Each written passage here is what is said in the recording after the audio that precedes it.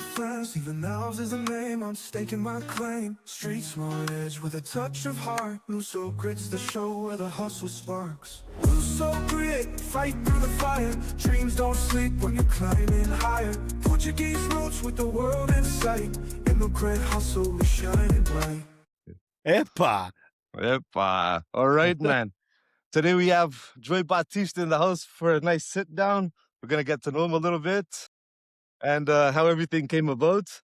By now, you're probably one of New York's most recognizable food personalities. So, yeah, man, let's take this little journey of how everything came about. Like, where did you end up growing up? So I'm originally from Western Massachusetts, a little town named Ludlow, which I've it's a heard small about it, yeah. town. Yeah, it's a small town, but it's made up mostly of Portuguese and Polish immigrants. Yeah.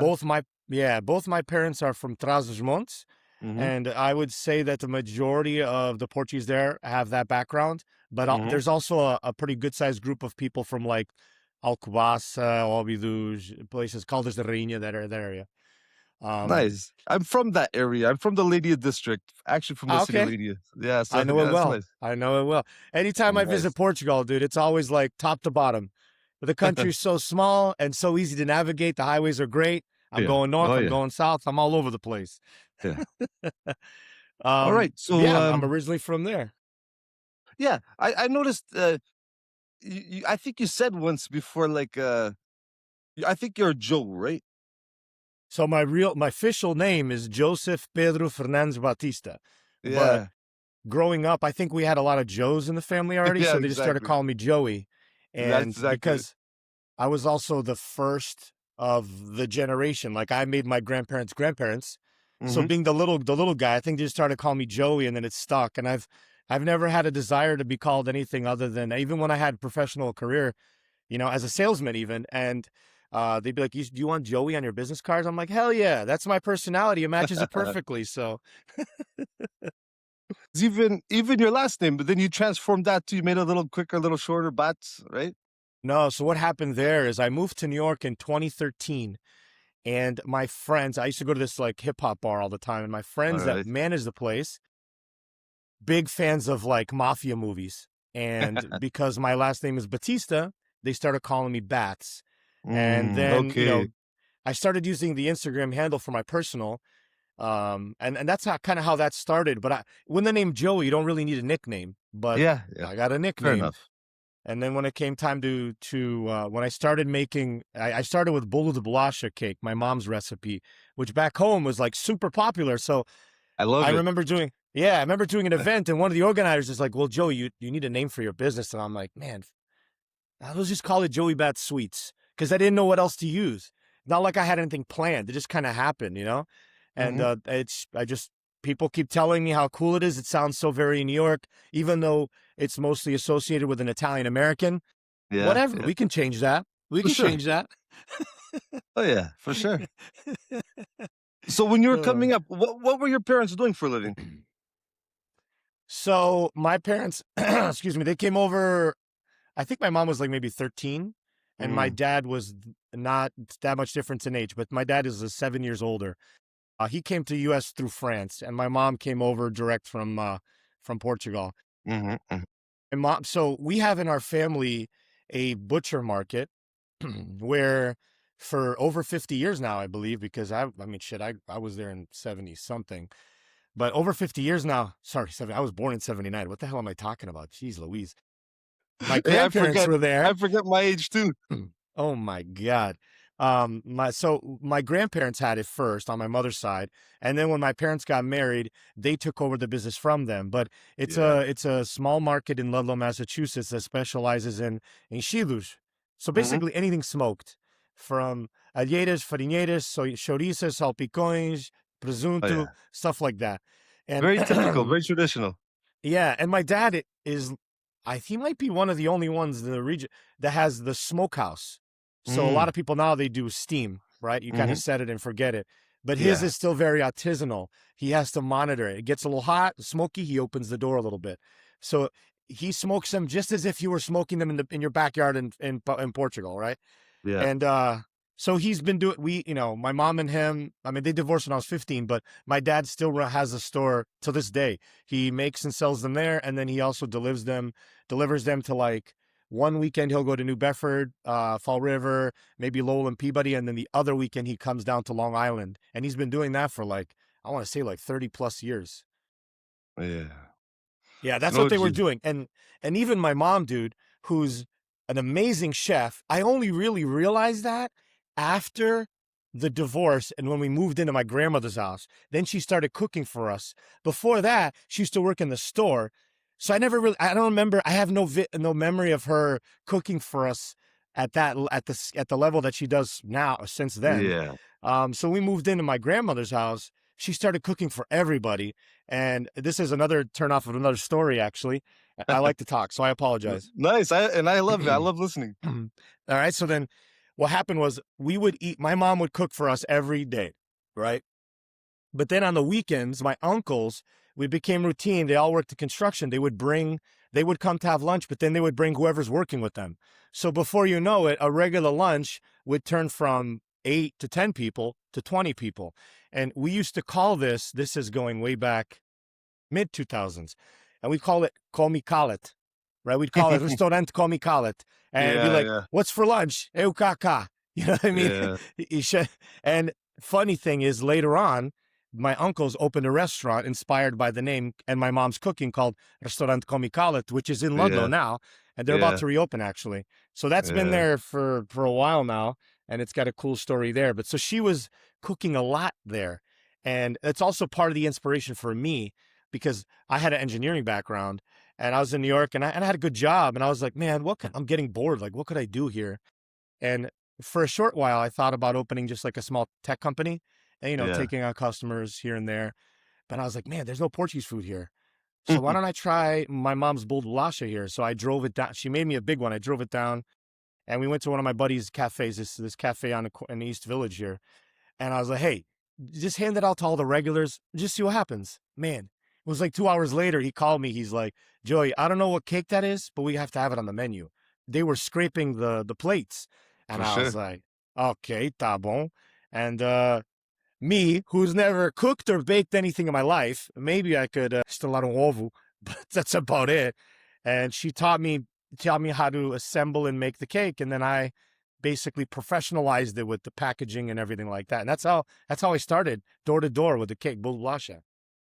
So it's fair to say that like coming up when you were young and stuff, you were literally very much ingrained in the Portuguese community, Portuguese traditions, Portuguese household. Dude, Ludlow, Mass. I've been to every Portuguese festival in Northeast. Ludlow has, I think the only one bigger might be the Madeira Feast, Yeah. but I'll argue with anybody this all day long. The Madeira Feast is already less Portuguese and more Americanized. The Yeah. Ludlow Festa has the Nossa Senhora de Fatima ceremony on Sundays. We get hundreds of thousands of people there, dude. It's it's just like being in Portugal. And all the music is Portuguese. I think Tony Carreira is going to be there this year, which is a Yeah, big great. deal. Yeah. So It's in massive. that little town, I danced, ranch folklorico since I was a kid. My grandmother had her own group for the Portuguese Hmm. club there. Dude, I even learned how to do it with my fingers. Yeah, that's it, man. That's good. That's good that you mentioned about the American culture because I was actually thinking about asking you that. Like, has there ever been a point? Well, obviously you're mature now. You're an adult and Yeah. you've lived enough to. But at the time when you were younger, have you ever been caught up in between like American culture and your Portuguese roots? Was there ever a moment that like you caught on to that or like you noticed the difference? Well, it's a good question. Being raised in that town, everybody around you is Portuguese. So, like, if you're in Yeah. school, all the kids I went to school with were first generation. So we all spoke Portuguese. None of it seemed strange. Um, and I imagine, my uncles will tell me about how they used to get into scuffles because of people, making fun of or picking on the Portuguese Hmm. community there. But at my generation, there was already none of that. And I think generations later was almost just like, I wish I was Portuguese, that kind of thing. I Hmm. even played hockey, dude. I played ice hockey. So it was a little different of a That's a little Portuguese more person. Canadian, actually. Right? Yeah. But I never had, I never, moving to New York, now I have access to almost nothing Portuguese culturally. I have to go Yeah. to Jersey or I Mhm, have to go to Long Island. mhm. And so I've actually grown to learn, like I speak fluent Spanish now, and I Yeah, dance yeah. salsa and bachata and all these things. So even my friends will joke, is like, "Oh, you're not even Portuguese anymore." I'm like, "Dude, now I know even more. Now I can do all these other things, you know." For But sure. I do miss that like surrounding of. So when I go back now, it's really like a nice feeling to be sitting at the Portuguese Club with my uncles and having a Hmm. coffee and a bagaço or a cafe. Like this is it's really comforting, and I don't have that here in New York City. We don't have that here. We don't have that culture, that community here. Unfortunately, it is it is what it is. What's still as a kid, what's one childhood memory from back from Ludlow that you carry with you today? And when you think about it, it still makes you laugh, or it still makes you feel good. That's a good question. I would say, man, it was really fun to be singing and dancing with Kimbereiros on stage at the Yeah. Grêmio Lusitano. I was probably 18. I was probably 18. My mom was friends with him, and he was there, and I had my castaniolas, and I got on stage, and we were dancing and singing with him. That was a really good time. That was a core memory for me. So both my parents are they're literally like 15 minutes. They're aldeias. Nice. Uh, Yeah. so most Transmontano immigrants come from Yeah. aldeias. That's just the way Yeah, it for is, sure. right? That's what it is. So Yeah, yeah. so, Yeah. and I'm there multiple times a year. I go there more than my uncles and aunts and my mama who was born there. My father is from a village right outside of Montalegre, and it's called Peirezes. And then my mother is from a village closer to Boutiques called Canedo. They're Boutiques. literally 15 minutes from each other. I have like a second-hand cousin that's from Boutiques, actually. I believe it. It's really close. Yeah. So Yeah. Boutiques, you go up the hill from the city. There's an area Yeah. called Carreira de Lebre, and it's a Okay. rotary. They got bars and restaurants there, and it branches off right from there. Another thing that's right next to that is Água dos Carvalheiros. Água dos Mm. Carvalheiros is right down the street from there too. Yeah. So yeah, That's neat. yep. So you're very entrepreneurial. How has your Portuguese heritage shaped the way you approach business or relationships? Well, that's a good question. First of all, my Portugueseness definitely doesn't help with the sales side. That's my Americanness. Because I believe that Portuguese in general, and I think this stems from the regime time where you stay Yeah. in your lane, you don't take risks, Yeah. just do your job. This is very, very Portuguese there. Uh, that in that Portuguese side, it helps with my work ethic, right? Because I was raised, everybody was an entrepreneur. I worked construction with my uncles. I worked landscaping with friends. I cut meat in my dad's store. Like the work ethic separates me from a lot of people I know here in New York who are a little more soft-handed, as I like to say. Um, but the entrepreneurial side, well, it's probably a combination of both, but the sales side comes from definitely the American side. The being confident, in what you say, how you feel, and how you express things. That's certainly not Portuguese. And that's why sometimes, especially when I'm in Portugal, I feel a little out of place, Yeah. especially in places like Lisbon, Mm. where I think in general people are more like, yo, don't speak so loud. Like, like Yeah. I don't know how to explain it to you. It's just a feeling. And I usually, because I'm so like animated, I feel like I tend to be like annoying to some of them. I don't know how to Hmm. explain it, but that's my American side for sure. So the hard work coupled with the salesy thing, I think helps me all around. Definitely since day one. Since day one, brother. I did a stint in sales too, and in Portugal, I would definitely say a technique they'll use back there, like they build the relationship. They'll take clients out for lunch. They'll Yes. like they build the relationship so that it gets to a point, like even if a competitor offers like a few bucks cheaper, they won't switch for that. They'll Yeah. stay loyal. The last job I had before I just did this full time was for a startup in Porto. I don't want to say the name, I don't want to say any people, but I remember I was doing sales for them here, and I remember Hmm. meeting the sales guy over there and thinking, man, this guy is so dry. Who buys from him? Because selling is an emotional aspect to it, right? If you Yeah, and me are selling the same things and you've got this potential customer, that customer is basically going to spy from who he's most comfortable with, right? for sure. Man, I Yeah. really like Steve. He's a good time. I want to keep working with Steve. And that's the relationship part. Dude, selling natas is no different. My mom is an expert in this as well. My sister as well. People come in, people remember how you make them feel, dude. They Yeah. remember. You could go to a restaurant, the food could be spectacular, but if they were rude and they didn't make you comfortable, you're going to remember and you're going to tell all your friends that That's for negativeness, sure. right? But people remember, even if food wasn't that good, if you made them feel good, people remember that, dude. They remember, they come back. That's It's a big thing there. that's real stuff. Oh, Did yeah. did you always want to be an entrepreneur, or like did you have other dreams when you were a teenager? Like you wanted to be something specific, or were you always entrepreneurial? Never even thought about it. All I Yeah, thought about was finishing college and getting a good job. And I liked working in tech. I was a computer science and math double. So it was, writing code and crap like that. And I wanted to get a job and just kind of climb the ranks there. But you don't really know what you're missing until you've seen it. Hindsight's 2020. So even up until here in New York, my inspiration came because here it's so hard and expensive that I have friends who work not full-time jobs, then they DJ, then they're selling merchandise, and I'm like, damn, yeah, this guy's really hustling. And I'm hustling. like, Yeah, what skill does he have that I don't have? I got all these skills. So that's where that inspiration came from. Still not ever having had experience as an entrepreneur, having it around me all the time. My dad, my aunt, my uncles, all entrepreneurs. But I'm not really thinking about, having my own business. I just didn't think about it until here when I started selling the cake door to door. Because you're used to selling $100,000 in networking. What it is to sell a $20 cake to some yeah, restaurant. It sells yeah, itself. The guy tries it, he likes it, okay. yeah, It was when I got a taste of it, like, wow, I sold 20 cakes today. Holy crap. One, it was a lot of work, but two, that was really cool to do. And then what happens is little by little with the successes, it becomes an addiction, oh at yeah, least for me. yeah, And yeah, it's just like, at that last job, all I could think about was how I can sell more natas. What strategy should I take? Where should I set up? Who should I reach out to? It was just like that. And it became like almost like a drug. Like, man, this is fun. And then, what ends up happening is there's nothing more. It's not about the money. It's about financial freedom. Like I wake up whenever I want. I'm still working. You're always on the clock, but you do it at your own time. You're in yeah. That's charge. And right. that, man, that is an amazing feeling that I can't explain to you. I wouldn't switch it for anything either. Oh my God. So good. So good.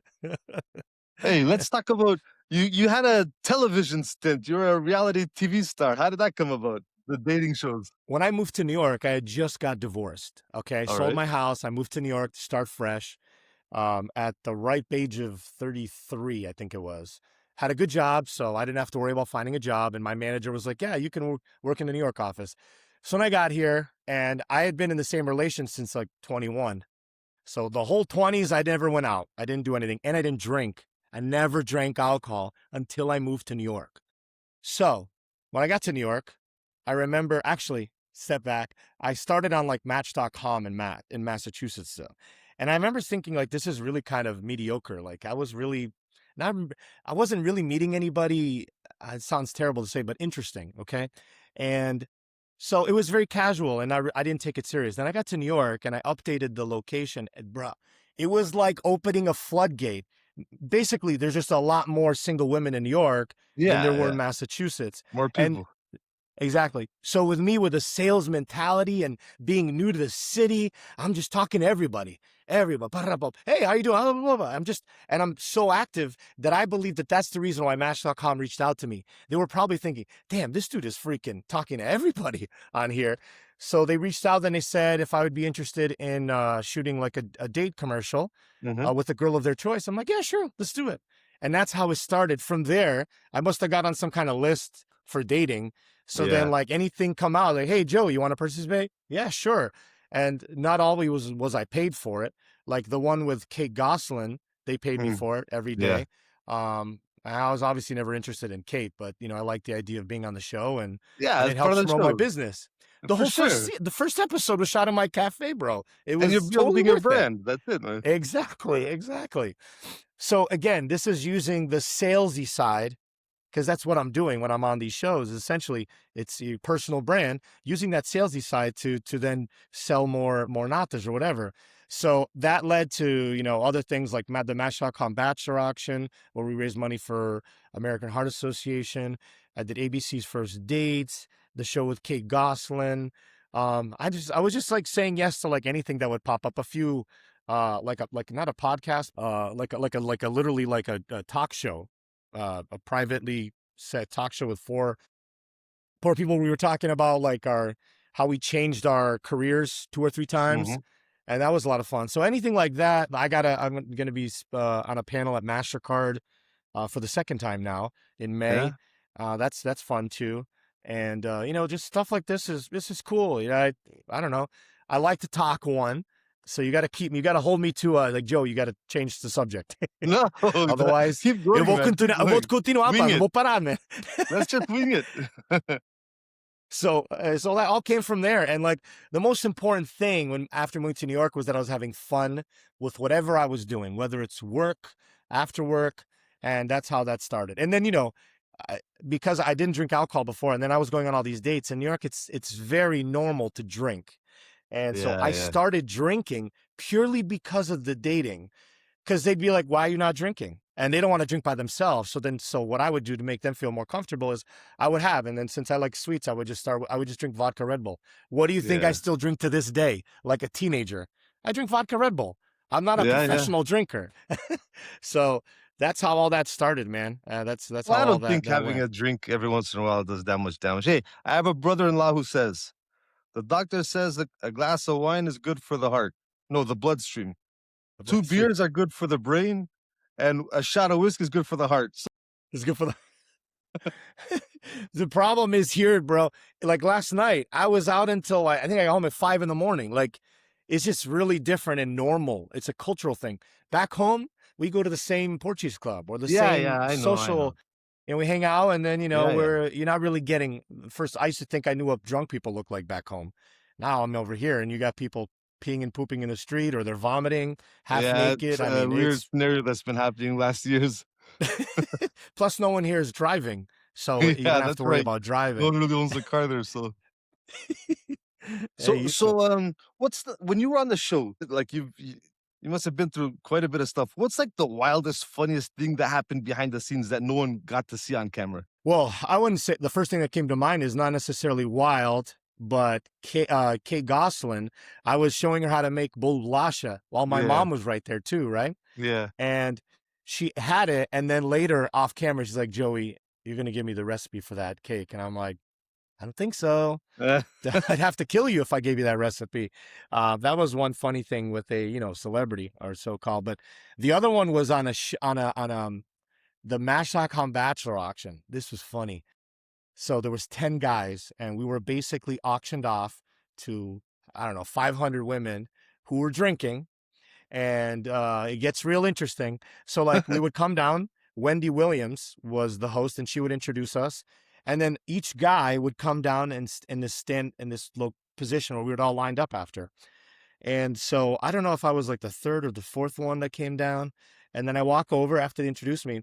And then the girls are super distracted. So some are trying to talk to the first guy, the second guy. And what's funny about this is that Wendy Williams starts telling everybody, you guys need to relax. This is why you're single, blah, blah, blah, blah. Focus. And dude, they're relentless because a couple will be trying to talk to you, and then the one behind her is just like, oh, these are no good. These are no good. You want to talk to me? I was like, nunca vi nada como isso. So that was a funny thing, not from a show that we shot, but I thought that was interesting. It was good times. With all these shows that you've been on, how many first dates have you been on? Well, they did an article on that too, and even that was wrong. Yeah. Oh, this is funny how this happened. I'm talking to you right now. I was talking to my buddy at this bar, a friend's bar, and we're just at the bar, just talking about random things. And I'm telling him the story of my dating life in New York. And this person behind me, this woman behind me, she overheard, and she's like, "Hey, it's Joey, right?" I'm like, "Yeah." She's like, "That's an interesting story. Do you think it'd be cool, it'd be okay if we did a story on it in the New York Post?" I was like, "Yeah, sure, I don't care." So they came, they interviewed me about it, and then they took some pictures and everything. Essentially, they thought that I said that I had 1,000 saved numbers on my phone, right? Because being the IT guy, you're very good with naming conventions for variables, right? So like, you know, New York Tinder or Yeah, I get Melissa it. New York Hinge. It's something like that. So I actually have 4,000 numbers saved like that. So they assumed 60% dates. So that's why they said 600. So that's why the article said 600 first dates. And they were tricky when we were on Fox News too. They were trying to get me to speak poorly about my dates. I was like, oh, just first dates. You're just meeting somebody new. Nothing has to happen from that. But that was how that happened, which was So pretty ridiculous. you're a professional first dater. You could say that. You could say that. Absolutely. I could definitely What's give a lot of dudes some tips on how to date first dates. what's with all this experience, like what's the biggest lesson you've learned about like chemistry and first impressions in the dating scene? That's a good question. I Thank you. mean, you can't really force anything, right? No, for sure. The majority, what helped me in my dates is that, remember, I'm a sales guy. Yeah. And you learn in sales that you want the other person to be as comfortable as possible. Whether Mm-hmm. you're talking about a solution to the problem they have, you're not pushing something on them that they don't need, like a car salesman would do notoriously. And so with a date, the equivalent to that is majority of time, the woman gets there and she's nervous and you can see it. You can see it. She's fidgety. It's a first date. Don't even know Yeah, you. for Not sure. everyone Not everyone's just walks comfortable up to sometimes. people and Yeah. says like, "Hey, what's up? Nice to meet you." Gives you a hug. It doesn't work like that all the time. So even though I like to talk, the objective is to get her to talk because people Mm-hmm. like to talk and they loosen up and they feel more comfortable talking. Of course, add the alcohol and everything becomes easier too. But that was always that thing. And I never wanted to force anything. You know, it's either we're getting along. And brother, if I'm honest with you, very few of those dates were bad. Mm-hmm. Like I was fine with going on a date and paying for everything always Mm-hmm. Yeah. with someone that I know right away that I'm never gonna like date Yeah. a second date. But like, yeah, she's a doctor, she's an event manager, she's an actor, whatever. Like it was cool to meet new people. I'm new to New York and I'm from a tiny For town sure. where Oh yeah. everyone's either Portuguese or Polish. So here I am going on a date with a Japanese girl or a Yeah, for sure. Colombian girl. You see what I'm saying? It was exciting. It was exciting. Mm-hmm. And it was just the social aspect that was more than anything. And I'd like to think that I got along with the majority of them. And even when I thought, like, man, this person is terrible, I would pretend, knowing that I don't have to see her again after this, a 2-hour date or So whatever. So some people sometimes after these reality shows they regret it, whatnot. But for you, it's fair to say it was a net positive. correct, correct. Um, you could argue that because my name is on the sign of my business, you wouldn't want to do things like that because you might say something stupid or do something Yeah, I get stupid. it. And they kind of try to catch me in that in the Fox News interview Oh when yeah? he basically, I could tell that he wanted me to speak poorly about the dates. Yeah. And I was just like, no, we went out, it was the first date. It was super cool. So I think that one of my traits or one of my skills is to be aware of like, you don't want to say anything that's going to be mean to anybody. Mm-hmm. And that's important because, I'm representing my brand. For And sure. so I think in general it can be bad, but then you could argue today, bad publicity is publicity, It's good right? publicity. Yeah. And Yeah. good publicity. But I need to be able to sleep at night. I need to have a clear conscience and know that I didn't do anything wrong to anyone. That's important for me, man. Good So, stuff, man. Good stuff. Was there let's say you have a ton of experience in real life, and then obviously because of the shows. What are like 3 points you could give like a young guy who has a hard time getting himself out there in the dating scene? What are 3 things he can do to like improve himself a bit? well, for starters, no pictures with no shirts on and no pictures with fish in their hands. Because I guess girls love to tell you, like, why are guys always putting topless shirts and pictures where they're holding fish? Um, They're trying to show off the muscles. Everybody's different. Everybody's Yeah, yeah. different. I always tell people, both guys and girls, that one, like your profile should be reflective of who you are. All Mm, right. And remember that you're basically selling yourself. So how are you selling yourself? Have somebody else look it over and give you some feedback, stuff like that. Because sometimes you see something that's just, I don't know. It's just like, this is so unappealing. This is like, what if you were trying to sell a car this way? This is terrible. It doesn't work. I think it should reflect, like, if you like to hike, then it should show you hiking. If you like to play sports, it should show you playing sports. If you like to travel, it should show you traveling. That was like the first one. Also, you can't, it's really easy, just like when you're looking for a job, to get caught up on that first job you see and be like, I got to have that one. And then you stop looking for other ones. So you go on that first date and it's like, wow, he or she was amazing. And then you stop and you're just focused on that one. And that makes a terrible negotiator, right? You need options to be able to negotiate better if you're going to use it, that as a way to describe that, right? So if you're getting on the dating scene, keep very, very low expectations. It's really easy to get caught up on one person you meet. And some might say, oh, I'm too old for this. Well, guess what? It's not like going to the supermarket. You don't pick somebody off the shelf like you're buying a fruit, right? The only thing dating does is give you the ability to meet more people easier, but it doesn't necessarily guarantee that you're going to meet very quickly the person you want. Dude, I'm on databases with recruiting dating sites. Have you ever heard of 3dayrule.com? I've been in their database since the Match.com Bachelor auction. This is like 2015. Like once a week, I'll get an email where they introduce a woman to me.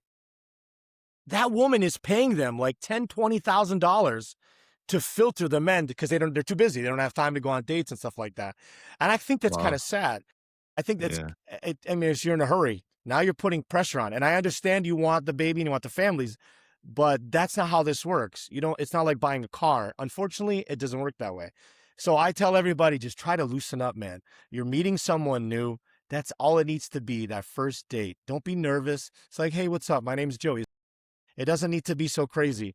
That's the big one. I think most people tell me that they're nervous with that. And then the other one is, as a guy, just pay the first date. Definitely pay the first date. Don't make this ambiguous, like, 50-50. We're not in freaking Europe. I know this is popular in Europe and I get that, but if you're trying to make a first impression, you're trying to, chivalry is not dead.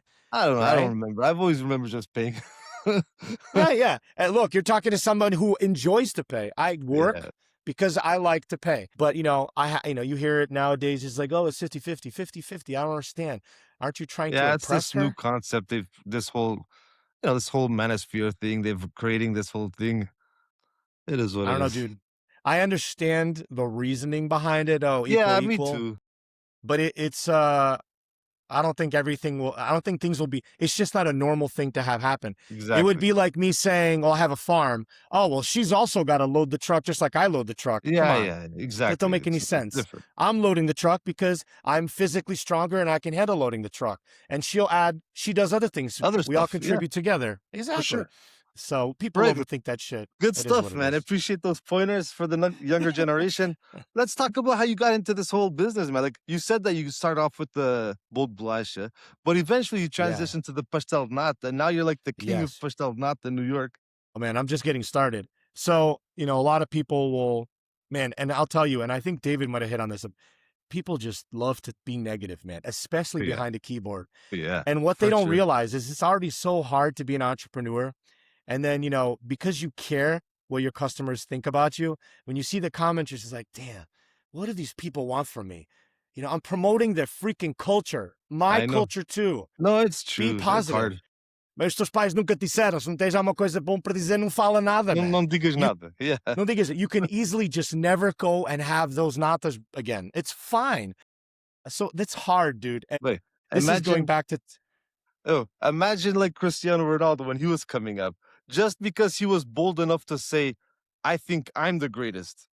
Yes. The amount of shit he got in Portugal, especially with the mid-generation, the older generations, the young ones already, like, they like that that boldness. But most people, like, they shit. Only like 10 years into his career, they started giving an, oh, he's actually really good. But in the beginning, they hang on the words. They hang on the words. They don't know what it's like to be and go through what the guy is going through because you constantly have haters. No matter what he's doing, he has haters, right? So at a certain point, you need to have this mental aptitude that says, like, I don't give a F what you sing or you see or you say. I'm going to do my thing and I'm working hard and I know I'm good. I don't need you to tell me I'm good. I know I'm good. And that's, dude, in the beginning at a very smaller scale, again, I have an engineering background and I come from families that are very like labor work related, right? So when I told my dad I'm selling cakes, he's like, what are you doing? And my friends are like, what are you doing? But it didn't take long for me to realize that I'm one, very good at this. And two, there's money to be made. For People sure. eat every day. What are you going to do? And because no one else was doing it, now oh man, that's the best one. Oh, pastéis nata, compro aqui, compro like, dude, we're in Manhattan. You weren't Yeah. buying natas anywhere. And when I Yeah. started at the end of 2016, you couldn't get natas anywhere. So it's Yeah. easy when people say, like Taste Atlas a couple years ago put #1 Portuguese street food or street sweet food. And I'm like, Yeah. they don't sell these on the street in Portugal. Who's selling Yeah. them on the street? I'm It's selling them on the it's not street. a street What? food there. Yeah, yeah. Of course not. And it's not a dessert. It's Yeah. it's a snack. Anytime you have a coffee, you have Pastel Yeah. Nata. The coffee snack. Yeah. Brother, I started with a bowlsbolacha, having never done any of this before. And I really, new logo, ingredients, packaging. I wanted to make it look a certain way. That's the value I brought because I don't know how to cook or bake. And I did that for like a couple months. And it wasn't that difficult, actually. Those big companies, like here we have like Baldor, they're distribution companies with all All right. kinds of different food products. I ran into one of the guys that sell, and I was like, hey, when you bring a new product to a restaurant, what do you present them with? And he's like, oh, here's an example. Man, it looked like a terrible resume. It looked like a really bad resume. So I said, can I keep this? And what I did is I used that as a template to make a much better, higher quality. So if I'm a manager of a restaurant, what is important to me, right? How much it costs, how to serve it, how to store it, what does it look like, and the perfect, the plating, all these things. And I made it into like a one-page resume, high quality. And because I'm used to going to these big finance companies, I would walk into these restaurants with a suit, minus the tie. You need to loosen it up a little bit. The point is, they're taking me serious right off the bat. And then the cake sells itself, not knowing that I'm making it in my apartment right here in the village. Like I was making it in my apartment. So I did that for like 2, maybe 3 months. And then I said, well, New York has bodegas on every corner, like it's like a little corner, bodega. And they have like these, people just grab stuff and go. So what if I made like a bold bolacha in one of those fancy yogurt cups with the tearaway strip? Yeah. And I called it bolacha to go is what I called it. And I had 15 bodegas buying it for me really fast. The problem I found was the agreement we had is I don't have an invoice system. So when I drop this off, you guys pay me right away. Okay. But I would drop it off and the workers, some of them would start eating it. And I'd be like, wait, this is not wholesale. I need exposure to the brand. I need people to learn my business. Yeah. So if you go back far enough in my personal IG and in my business one, probably further back on my personal one, you'll see me giving out samples of bold bolacha in little cups right on the street here in Manhattan. Nobody knew anything about Portugal in 2016. Yeah. Trust me. People won't believe it when you tell them now, but trust me here, nobody knew anything.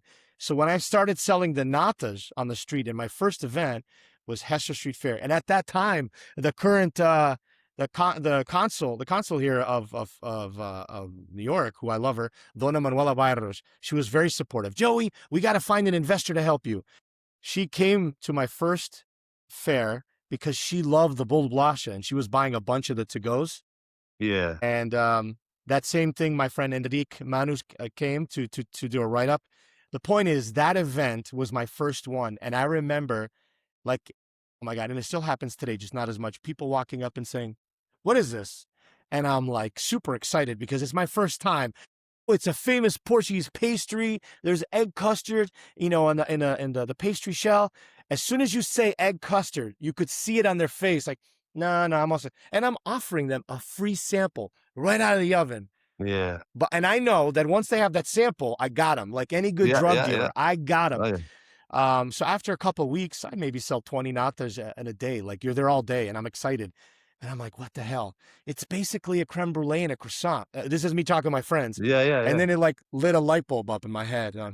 So literally the following Saturday, when people came up, I didn't mention Portugal because they don't know anything about Portugal. They would be like, what is this? I was like, I want you to imagine a warm creme brulee wrapped in a flaky croissant. And they'd be like, oh my God, I got to try that. And then when they got it, give me 6-pack, give me 3 6-packs. Bow, bow, bow. Next thing you know, I'm selling 500, 1,000 on a Saturday. And I'm just dominating. That's actually a perfect way to describe it. And that's why I put it on all my branding. It's on everything. And other people have tried, I've used it. Some have given me credit for it, but I didn't invent Pastéis Nata, but I'm the first one to sell it at scale in this city. That I know for sure. Because nobody knew what it was before.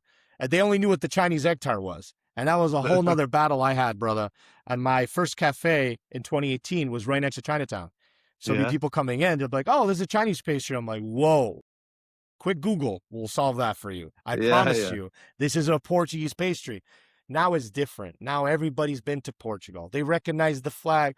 Oh my God, I Yeah, love yeah. Portugal. I'm moving there. One of my Yeah. landlords is getting her citizenship of Portugal. It's a totally different era now. So how did you end up? Because then you end up going to these fairs, like you were saying, selling them, and Yeah. then eventually at one point you open like a shop, like a store, a coffee shop. So this is important, and this is the business side. People who want to start a food business in New York, there's a really easy and minimal investment way to do it. This is really important because people, especially chefs, who are basically artists and are all a little crazy, right? For sure. My mom is one of them, right? They always want the investor. I'm like, Yeah, dude, you spend $1,000, you get a logo, a banner, create your website, get your social media handles all set, and then make like a menu with 2, 3 items and you sell on the street. What if your food sucks? You want people to give you feedback. You want to learn product market fit, right? hmm, So I did this. I had my full-time job, and then on the weekends I would do these markets because I saw it as a way. Well, I might make $100 in a week selling cakes, but like, what if on Saturday I set up at a really busy fair yeah, and it was not a normal thing to do here? hmm, You don't hmm, see Portuguese vendors on the street. yeah, Asians yeah. and Latinos dominate street food, probably around the world, not just in New York. They are they dominate. That's always something. That's always something I thought. Like you go to like a New York hot dog, or here in Toronto, you go to a hot dog. It's like it's nothing. Like I always think, how come no Portuguese guy opens up like one of those halots here with the way we make the kebabs, the way we make the hot dogs, Brother, we make and let me tell you, the beef. Fry. Irmão, now is literally the time to do it. I don't know how, with all these successful, and I mean successful, I mean they've been 20, 30 years Yeah, yeah, in places like Newark, New Jersey, are not saying shit. Now is the time for where we sure, should man. go to New York City because everyone's Googling for Portuguese food. Now is the Yeah, time. I could understand, but I think that deep down inside that it's comfortable to open. You know how many people say, oh, why don't you open in Newark? Because my objective was never to sell to Portuguese people. I'm yeah. not You going to want to introduce the conquistar culture anything. worldwide. Exactly. If I focus on everyone else, I'm going to expand really fast because now Yeah, I've got every customer's mind. Because the Portuguese people will support, they'll come. I set up at Portuguese Festa still. They'll go, but I don't have to teach them what the product is. yeah, Imagine if I open in Nashville. I don't yeah, think anybody knows what a pastel nata is yeah, over for there. sure. Yeah, Right. So that's got to be, I have to be the one to do that. So it was all these things in the beginning, bro. It was the street fairs. And then what happened is I started to see like, wow, I make good money in these street fairs. for It's sure. a Yeah, lot of work, brother. When I tell you it's a lot of work. So New York is difficult to park. I parked my car, my little Nissan Altima on the street. I would double park it. It's like midnight because we pre-bake and flash freeze the natas. And I'm huffing the boxes up into my apartment. My apartment had 3 big white chest freezers. Imagine you're a girl coming to my apartment. It's like, get on you. Is this some kind of Dexter thing? What's going on here? yeah, Right? caray. So basically, so I would huff it up, right, on Yeah, a Friday night. Then Saturday morning, I'd wake up early, go.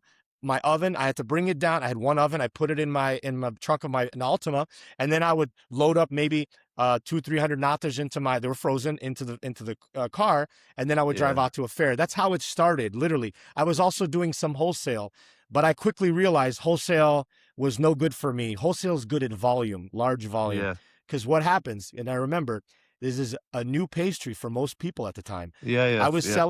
I was selling to cafes, and you'd secret shop them, and they would bake a nata today.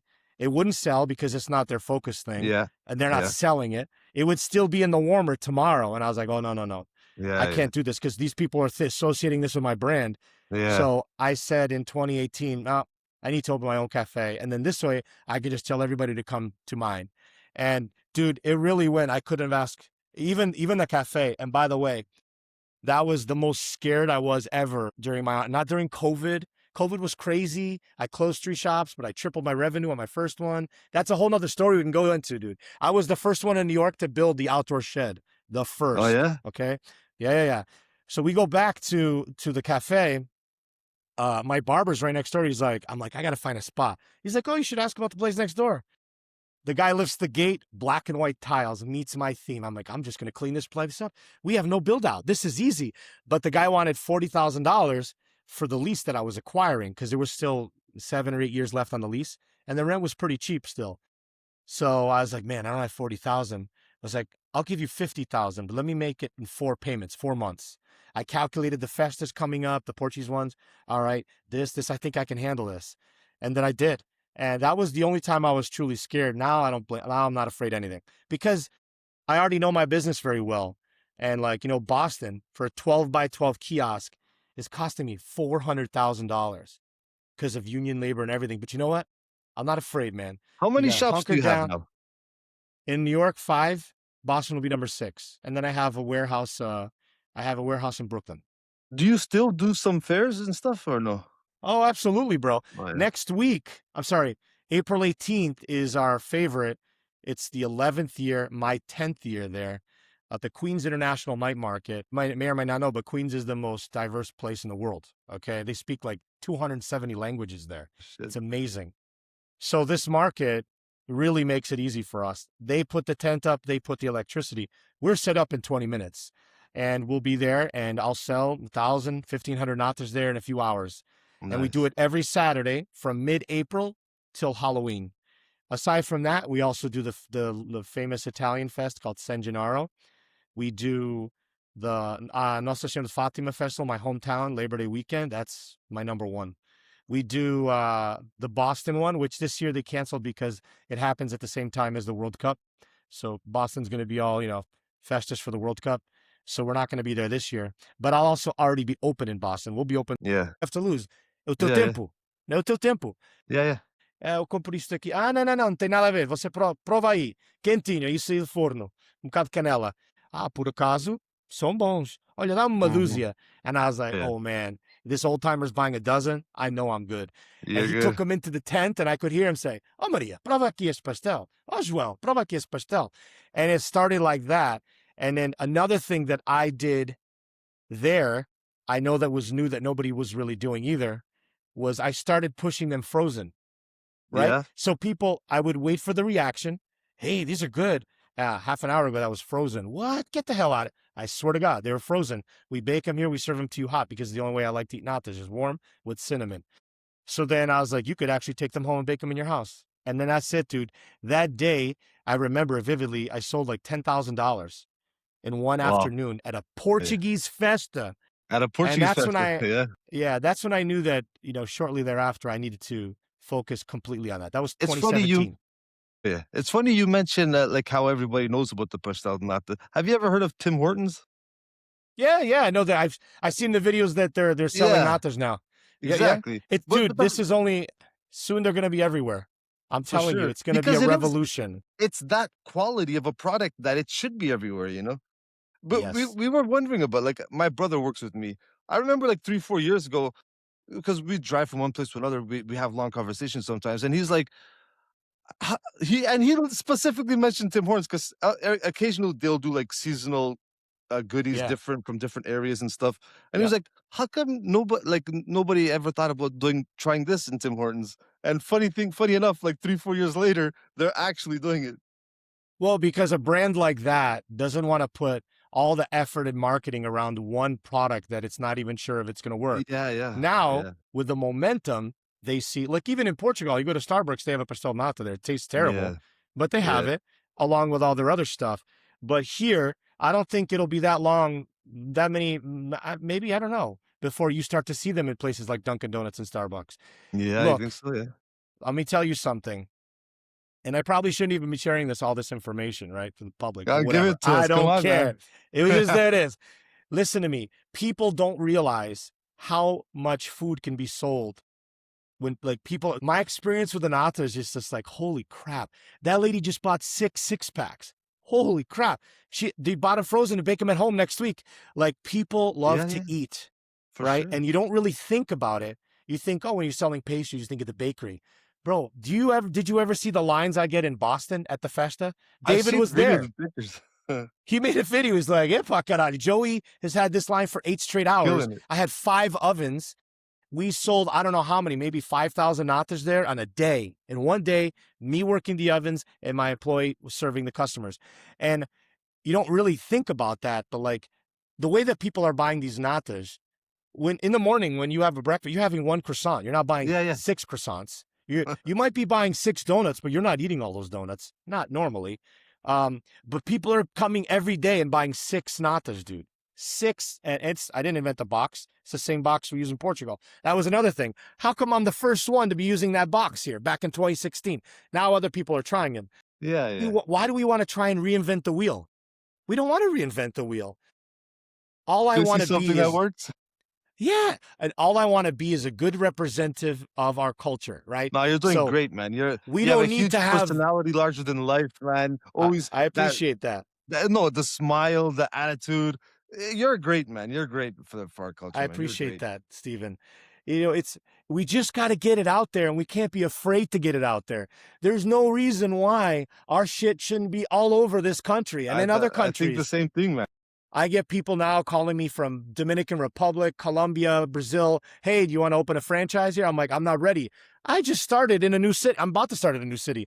But I was going to promise ask you that. Does that cross your mind? Maybe you make it a 100%. franchise? Listen, there is no reason why the Pastel de Nata in business in the U.S. is not worth hundreds of millions of Oh, dollars. I agree, The 100%. croissant business is in the billions, right? For sure. And I see the way people eat pastéis nata. And even the ones that say they don't like them is Yeah. because they didn't have them properly. Yeah, I'm telling you, for sure. a good pastel For sure. nata, nice and warm with a little cinnamon, it's like French toast. You're going to from love it. heaven. I know you're going to love it. Oh, It's yeah. heaven. So Yeah, yeah. having seen this so many times, I'm very confident that this will do well anywhere in the country or anywhere on the globe. They just need to have it. They But just you're- need to try it. You're shipping them now too, so it's not just you're selling them Yes. in your own shops and the fairs. You're shipping them Yes. out. First one to do that. They don't even ship natas in Portugal. Are you kidding That's me? right. That's crazy talk. You can buy them in any bakery on any corner. I Right. get that. But here, we're in New York City, filled with tourists. So if I have a customer that comes by my shop on the street, before even one of my tents, right? They have the nata. They're like, oh my God, this is amazing, but I live in Texas. What am I going to do? And I'm like, no problem. We ship, you get them next day. It's like Amazon for natas. So in it was either end of 2019 or early 2020, I added that functionality to my website. And it really, really helped during COVID when the city was ending. So all of a sudden, my business was just me packing natas. And it was really great. And, we ship them. It's like 4 6-packs. We were shipping to Canada too. But then Oh, when yeah? the tariffs thing, Yeah. the Gold Belly, which is the medium we use now, because they're such a big brand for it's like an Amazon for food, Yeah. for specialty food. We were shipping for a little while to Canada, and then they stopped it when the tariffs. So I'm sure it'll be Yeah. re-enabled again soon. But now I'm shipping to the most weirdest places. One, Utah. Oh, shit. Utah. One It's a guy Mormon. came by. He's like, oh my God, Pastel de Nata. I love Portugal. He was Mormon, and they do their missions in Portugal. Yeah. Get addicted to natas. Yeah. I know Come about back that to for sure. Utah, and they Yeah. have nowhere to buy natas. So Yeah, yeah. that's where we ship a lot to. Surprise! So crazy, right? Amazing stuff, man.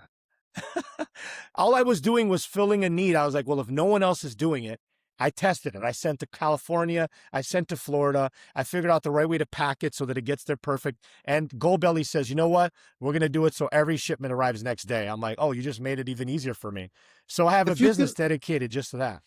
If you could only pick one model of business right now, would it be the open store model or shipping it model? Like, Brother, the shipping is the easiest to scale. And I'll admit that I haven't really pushed enough effort on that, mainly because the one that makes the most money and most profitable is the street fairs. Minimal staff, maximum volume. Rah, Yeah. rah, rah, rah.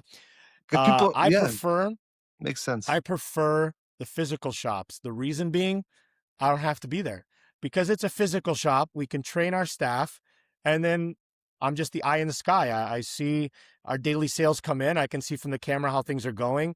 You've already received the Portuguese president in your shop.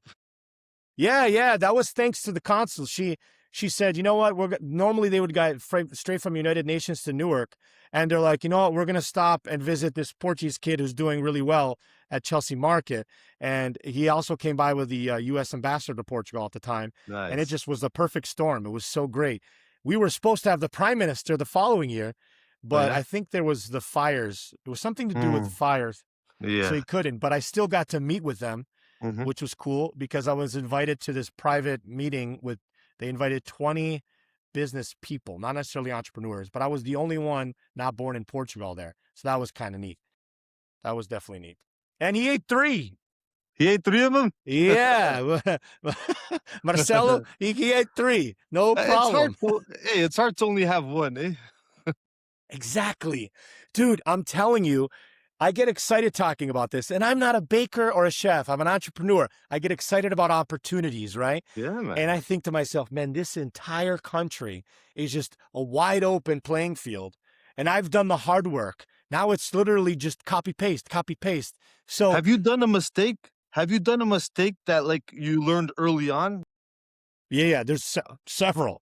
The first was, if I could go back, I would have stayed working a normal job for a little bit longer and saved up some more cash. Okay. Yeah. Because then for a whole year, I didn't have a regular job and I was living off street fairs, which is great during the epoca. But what Yeah. happens when the winter comes? Yes. Fuck. I got nowhere to sell natas. Yeah. At least not enough to pay my rent. That was the first one. The second one was, man, pre-COVID was such a wild. I was feeling so out. Who's better than me, man? I am freaking killing it. I was like, You're the I'm king gonna of the buy this jungle. I was thinking about buying the building. I got so much cash saved up. I have no debt. We were in the New York Times 3 times that year, 2019. We had a full feature. We were just killing it. I was selling in Rockefeller Center Monday through Thursday. I had a pop-up in the Roger Smith Hotel in Lexington. Essentially, these temporary pop-ups are try before you buy. Let me try the concept and see if it works to mitigate the risk, right? Everyone's like, oh, I need an investor. Then you spend $500,000. Epa, já Bless you. chega. Thank you. Then you spend $500,000 on a restaurant, and now you still got to bring customers in. Well, I'm telling you a way that you do it where there's almost no risk. Almost no risk. So what happened was I had all this going on, bro, and I was just killing. I'm like, okay, the pop-up on 47 in Lexington in Midtown has proved that I can open one in Midtown, which is like epic. That's where you want to be. It's where most people are, right? Mhm. Daily traffic, going to work, coming back from work. So I remember finding a perfect spot in Little Brazil, right next to Bryant Park on 46 between 5th Ave and 6th Avenue. A very busy place with a target audience, Brazilians, who already know what a Pastel Nata is. Beautiful, right? Small little place, 10,000 a month rent. This thing was probably 140, 150 square feet, brother. But it had a full vent, so we could cook anything there. We could do bifanas. My mom could make a weekly special. We could do whatever. Because you got Well, into that too. You do be fun now. Yeah. Well, we've been doing it since the beginning, but I never really put a focus on. But now I'm like, shit, man. People are mopping this thing up during San Gennaro. Why? It's another opportunity. The problem is sure. there's only so many hours in a day, my friend. Yeah, I know. And it's I like, know. it's like you want to do so much. And the way I look at it is progress is progress. If it's slow, it's fine. But the fact that it's exciting to me is all I need to wake up in the morning. I'm good. Let's go. What's next? Bow. I don't think about the money. I think about the conquista. I think about, you see that right there? I made that shit. I made that. I'm the one that put that up there. It's in the I blood, like that. man. Exactly. Well, dude, talking about that, how come we come from a culture of literally exploring the world and now people are afraid to open a new business? They're just so afraid. That dictatorship really ruined. Yeah, that dictatorship beat the soul out of a lot of people, man. Yes, I agree. God damn it. But Hey, how many pastéis Nata do you sell in like a month? Well, I'll tell you the peak month, December. Okay. So last December, I sold almost 80,000 natas. That is a fantastic number for me. That is that's good. Yeah, that was because, we're doing street fairs. Yeah, We've got, and that's not including Boston. Boston is probably going to make this number double next December because Boston, we're opening in South Station, which is like the Grand Central Terminal of Boston. All You get right. off the Amtrak, you're gonna see Joey Bats right there. Pow. And then I'm already thinking of Miami and DC. So for Miami me, and DC, eh? to maximize exposure to the product and to the brand in this country, I need to open at least one location in every major city, or what I would call tier one. Boston, New York, DC, Miami, Chicago, Vegas, LA, San Francisco. I believe, and this is my opinion, that if I have a presence in each one of these cities, I'm literally the brand Americans know. Because, Fair. you live outside Chicago, on the weekends you drive in with the family, you have this Oh new yeah. pastry, you're like, oh my God. And then with every new location, theoretically, my online business should follow. It should go up because now you got people in the different places don't know what it is. They have it, and now they can order and have it shipped right to their house next day. So this is my strategy. It'd be a lot easier, Steve, to open more spots in New York because we're already here. Yeah, I I have a get it. You team can here, control it better. I right? get But it. I don't. And my finance friends will say you're crazy. You can make more money, but I don't give a shit about the money. You want I'm already maximum living happy. exposure. I want the conquista. I Yeah. want the freaking cook. I want to be the one that covers the U.S. and Natas, and maybe not just Natas. Maybe we get to a point where we're like, all right, what other pastries we can bring over? Like, For there's so sure. many. There's so Yeah. many. Hey, people Um, talk about the donut shops, but like donut shop, they're fine. But when you walk into a donut shop here, you see the vitrine is one thing. You yes, walk into a yes, nice uh, pastry in Portugal, you see the vitrine, like has right, nothing. right. There's no comparison, it's, man. there's no comparison. And dude, listen, I never want to knock on any Portuguese business. I want to see more. The bakeries that have been here 100 years, right? Yeah, They've man. done great. They've accomplished great. But I believe that they're very focused on Portuguese communities. I Yeah, want I everything know. else. I want I know. That's everything why. That's else. why I think like sometimes people ask me, "Oh, why are you doing the podcast in English?" It's like, no, I love my Portuguese heritage. I want to promote it. I want to share Yes. our stories, but not just Yes. for us. I want like max Exactly. exposure. I want everyone to know about it. Exactly. I want everyone in each Absolutely. episode to be able to learn a little something about Portugal, Portuguese people, how they go after it, how they succeed. So that's the purpose of it. Maybe I'll I do a couldn't few. listen. Maybe I'll do a season or two in Portuguese because I have a couple of guests that I want to do, and I know that they're Yes. not comfortable in English. So eventually I'll do it. But like this is for like I want. It's not just. It's about us, but not just for us. It's for everybody. Brother, it's maximum exposure. That is Oh the yeah. objective. You want the majority of people to understand. Like, that's what you want. I do flavors. You know how much flack I get from Portuguese people over flavors? It's hilarious. Oh, no, I only do traditional. Congrats. Do you only eat one kind of cookie? Of course not. You eat different flavors. Yeah. I get it. Garage. Come on. No, Be and the Portuguese reasonable. are so hard headed that I'm sure they give Oh, you a my hard time God. with the flavors. God, like I give a crap. I'm sorry, guys. I'm sorry, everybody. I need to appeal to the Americans as well because we're in the US. Just like a lot of Portuguese brands in France will appeal to the flavors in France and in Yeah, Asia, exactly. in the Exactly. UK. You know how many times people would walk in the beginning and just see the one flavor and be like, is this all you got? They didn't know what it was. And they're, this is all you Yeah. got? And then it's just like, man, we should probably try a flavor. And it started with chocolate. And I was like, Hmm. chocolate. I have a friend who I won't say his name.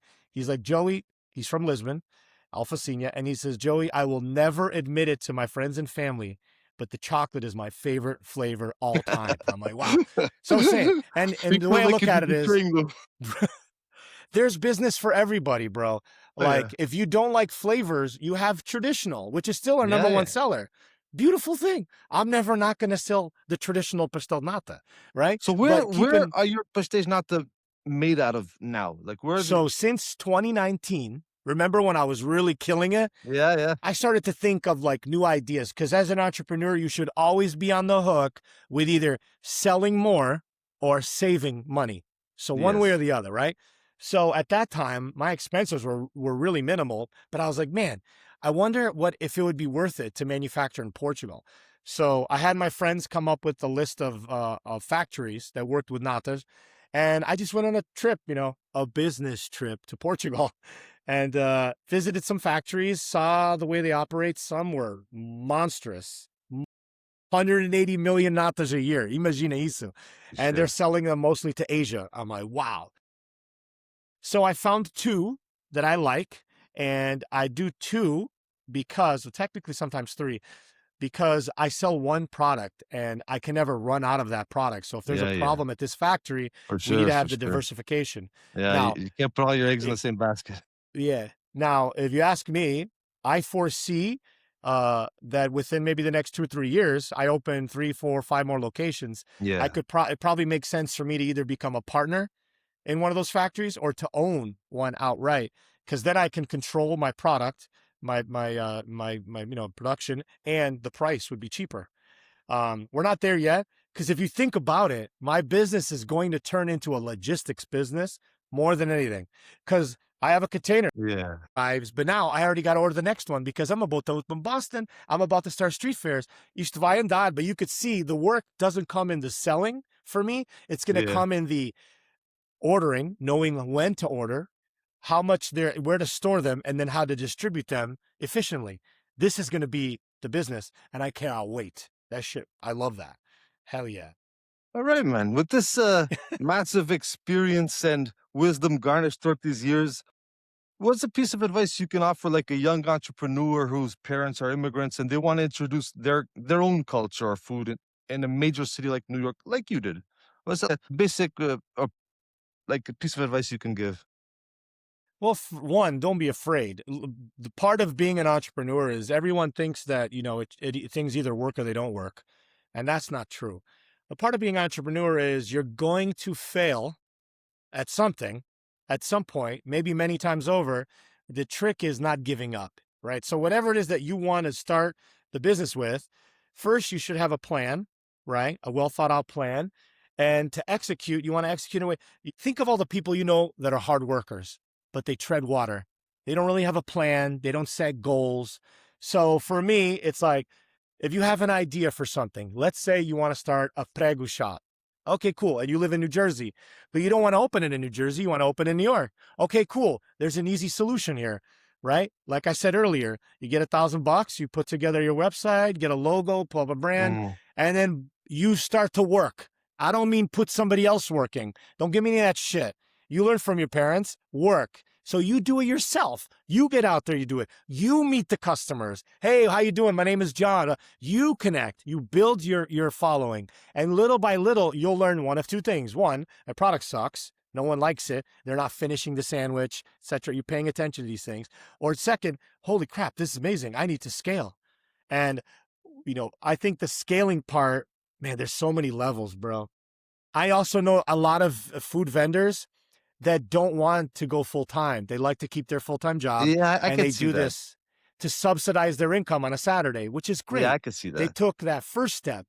But dude, if you sell out every Saturday, what more do you need to have to say, Epa, abra lugar, físico, man. You need to open a full time shop. You don't Yeah, have to stop the fairs. I get yeah. asked this all the time. How come you still do fairs when you have physical shops?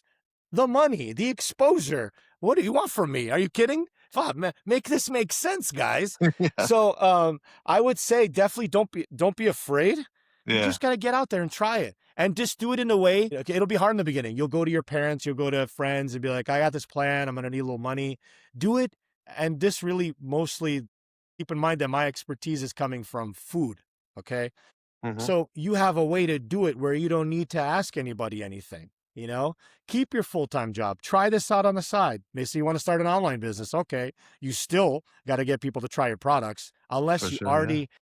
And Steven, it's very different when you're starting a business with a product that Americans already know what it is. I Opening a believe pizza it. shop. You open a Yeah, pizza yeah, shop, people are going to come try your pizza. You don't have to yeah, push it on them. yeah, But if you try to sell what do you call it? Those things from Sintra, not queijadas, the other one. Pastéis tentugal. Pastéis oh, tentugal, the very, really flaky pastry. Here, nobody has that. Not yeah, even the yeah, Portuguese bakeries have it. So if you're going to start a business with that, you got to get on the street. You got to hit the street and yeah. You start guys pushing shove in them. their face. Yeah, Opa. Listen, I'll give you another example.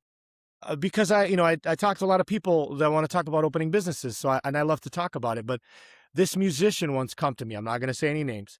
And he said is super talented, multiple instruments. And he said, Joey, I've been wanting to open, you're a smart guy investor, whatever. I was like, I've been wanting to open a music school here in New York. And I'm like, all right, cool. That's a good idea. You already talented musician. This seems like a no brainer. And he's like, yeah, but I don't want to be doing the teaching. And I'm like, opa, estás a brincar comigo, caralho. Oh, meu Deus. Imagina isso. You already have it. You don't even need a business plan. Think about it. You start bringing on maybe kids of rich families. You charge them $100, $150 an hour. You create the business 3 times a week, 300 hours, $1,200 a month. Now you go to an investor and say, Olha, I already have $1,200 a month coming in with these students. And you can now delegate that student that you were charging $100 an hour. You put somebody else teaching them, maybe the basics, and you pay that person 50, you keep 50. Yeah, yeah. Or maybe you pay them 30 and you keep 70. The point is, depending, this is a way to do it without needing a loan, without needing a plan, but nobody wants to do the work, dude. I know. They don't want to do the work. The And thing it's is, like crazy people have to in their head, when they work for somebody, they gotta work. But when it's for themselves, they think I've seen this so many times in Portugal, buddy. I used to work in sales at a point, and I would open a new client, a brand new coffee shop would open up. The house is empty. He has one employee, and he's sitting on the laptop on a table. Like, buddy, what are you Yeah. doing? Like, you don't want to work. This is your shop. It's a small shop. It's a coffee shop. It's only so much work, only so much money you can make. You think you're a boss? Like you're just gonna sit Dude, down and have someone work you're- for you? Brother, this was sad. This was just this last year. By the way, I'm going to switch to my new hat. Here we go. Well, not my new hat, my Galu hat. So it was last year, I'm at this really, really great restaurant in Lisbon, and I forget the name. It was small, husband and wife. That's it. The wife was cooking and the husband was waiting tables. Yeah. Beautiful, right? But they looked like they were already in their late 60s, early 70s. And we're talking to the guy, and the guy was really, talking about how like it's hard to find good help and this and that. And that's something every entrepreneur deals with, right? And he's like, no, we have to be here or else the thing fails. And I'm like, wow, what a perspective. You're telling me that you have to be here for this restaurant to run. I think that reflects more on your management skills than anything else.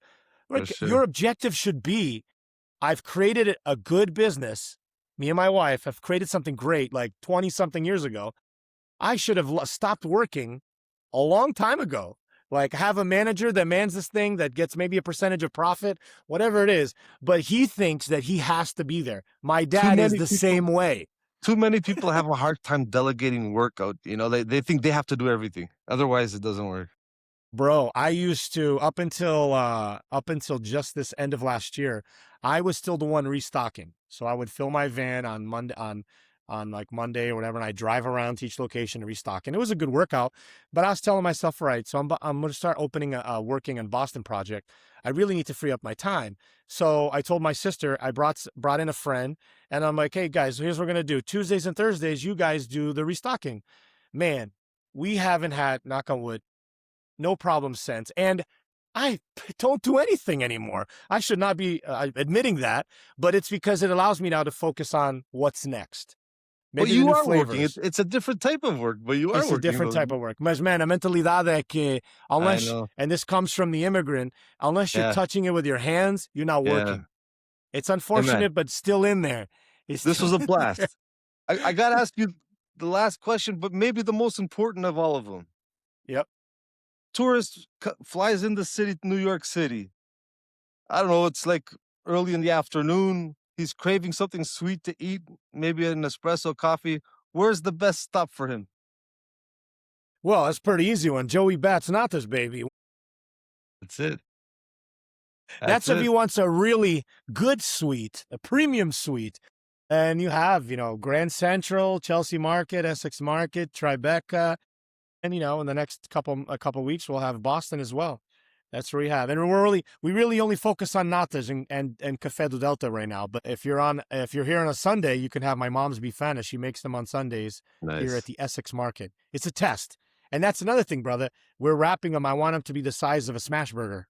Americans are already used to that size sandwich. Yeah. I don't need to, throw this huge bifana in their face. No. Keep it the size they know. All right, man. This has been a blast. Where else can people follow you on your journey and your brand? How many other pages do you have?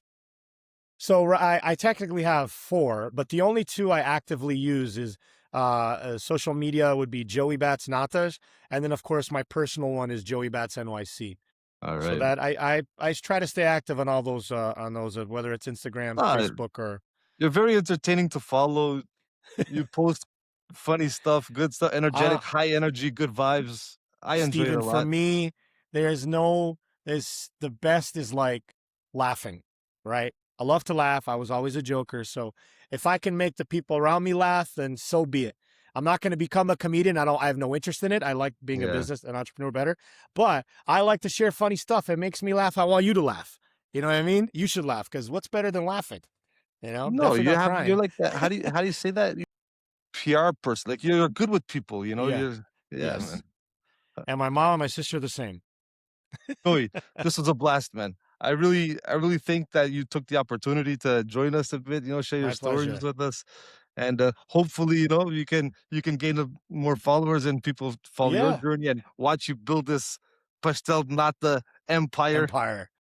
That's it, Yeah. man. Hey, That's listen, if it. you're in the city, if you're in New York now, you gotta hit me up. I For have a really sure. good friend. No, You're in Toronto? yeah, I'm in Toronto, yeah. Yeah, Any so my any friend plans or Steve, no? To cross the border or no?